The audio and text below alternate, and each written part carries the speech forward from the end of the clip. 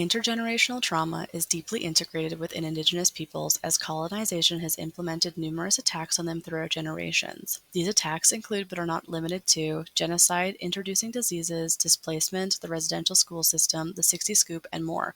As a result of colonization, Indigenous peoples who are seeking medical and mental health supports often do not access care because of intergenerational trauma, resulting in their distrust of the Canadian healthcare system.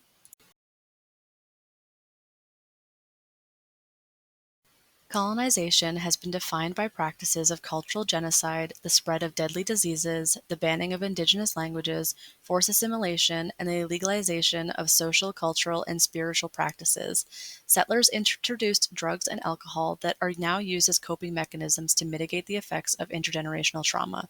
Colonization brought with them sicknesses that only they can fix, and this continues to perpetuate the control colonized systems have over Indigenous peoples. It is well known that when people live under the poverty line, they are more susceptible to mental and physical health issues. Because colonization has created these cycles of oppression, most Indigenous peoples do not access or receive adequate healthcare services. Things like wait times in hospitals, the building's design, and the sanitary smell often trigger individuals as they relate back to their experience at the residential schools.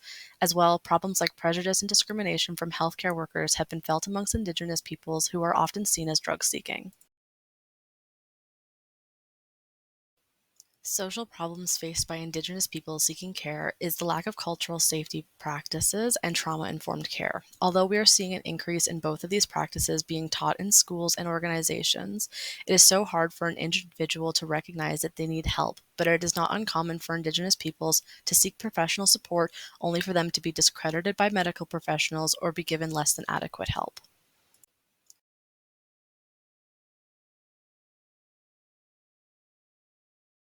Our healthcare systems have been blind to understanding the ability of Indigenous practices and ceremonies dating back to the Indian Act of 1885.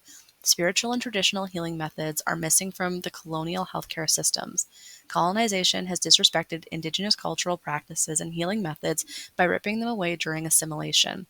As a result, Indigenous peoples are moving towards relearning their traditional methods of healings and incorporating methods like smudging back into their daily lives.